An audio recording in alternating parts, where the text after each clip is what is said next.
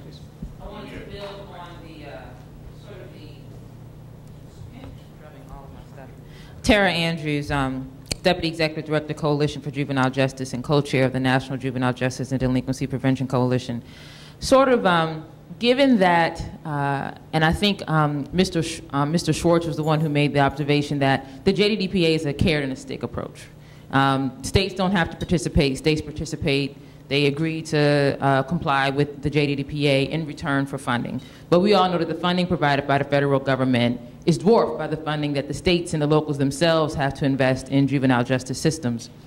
So given that the current economic climate that we're in, and that we are seeing a pullback, we're seeing states' budget shrink, period, and then in terms of investment in juvenile justice and juvenile justice reform efforts, it's a struggle to keep programs that exist in place, let alone innovate. What then becomes the role of an OJJDP to encourage the states and the locals to continue to invest in these programs when, particularly when the federal funding may not be able to match or is not matching what it was doing before? You know, Tara, well, first of all, I want to clarify one thing that I finished on in my comment. When I made the comment about the Bush administration not doing that, I really am very specifically talking about the way it conducted itself at DOJ through OJP and OJJDP. Because there are other parts of the executive branch during the Bush years that actually did very well and performed their duties in the way they're supposed to.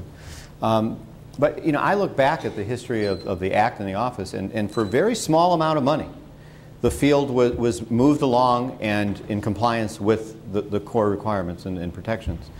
And so I think that the responsibility, maybe even more so now in a diminished fiscal environment, is for the Department of Justice through the Obama administration to return the funding level even just to where it was before.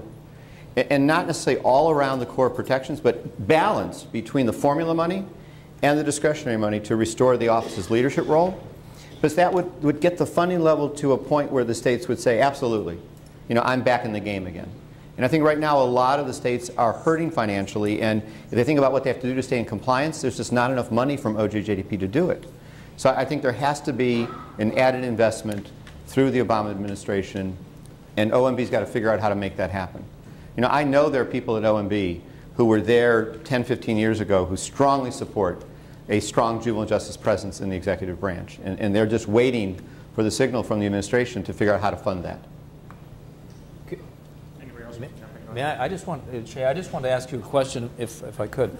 I haven't followed anything during the Bush administration regarding juvenile justice, so I don't want to get involved in any of the details of it. But I would be interested in your assessment of whether or not the structure that currently exists with OJP and the divisions and the political people that are appointed there has anything to do with what you would perceive as the problems during this past 8 years. I mean, is some of it structural, or is any of it structural? Will that help any if it's changed?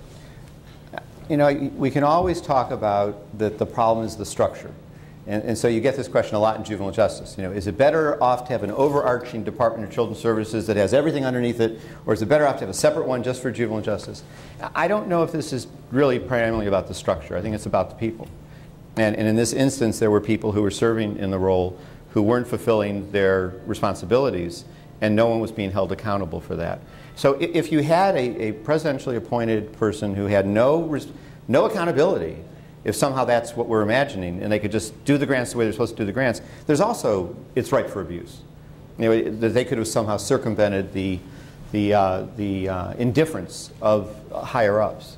So for me, it's not the structure. It's about getting the right people in the jobs. It's about making sure the right people are confirmed for the positions, and oversight into what they're doing to make sure they're fulfilling what they've committed and taken a sworn oath to do. I don't want to pursue this too far. Yeah. Just one more question. You do basically have an assistant attorney general who is not accountable because they don't sign the checks, whereas you have people that they talk to within the system that do, and it seems like that. You know, it's right that you have to have the right people, but I don't know. It's pretty tough to get everybody that's ever appointed to these jobs because they are political appointments after all. I think that's a pretty tall order to try to make sure that you have, you know, people that are from the field and know everything about all the field programs and all that. I don't know. I actually think, though, that is the job. That's the job of the White House personnel. It's the job of the administration to hire people who know the work that's at hand. And I think we've grown. I think the political process has changed to a large measure. There are always still aberrations, but in large measure, the people who get these appointments are qualified to carry out the work. And so they know the work, and so they should be able to fulfill the work and be held accountable for it. Right, we all should. Anyway, thank you. You wanted to go in? I think just an observation, whether, you know, I agree, it's not the structure, it's the commitment to juvenile justice, and it's commitment to making it a priority. And I don't think you have to have a tremendous pot of money to entice the states. I think you have to have that presence and that essence and a focus on juvenile justice. And that focus has a force or a actual essence behind it that is driving the issues in juvenile justice. On the other side, I think in the past we may have been our own worst enemy at times, trying to compete for the dollars. And it's nice to stand up in front of policy people and talk, or financial people and talk. But I don't think it's been until about the last 7 to 8 years that you walk in with your information and you say, this is what we've achieved. And to be able to show the results of what we're doing. And again, I don't want to overuse the term of the evidence-based practices.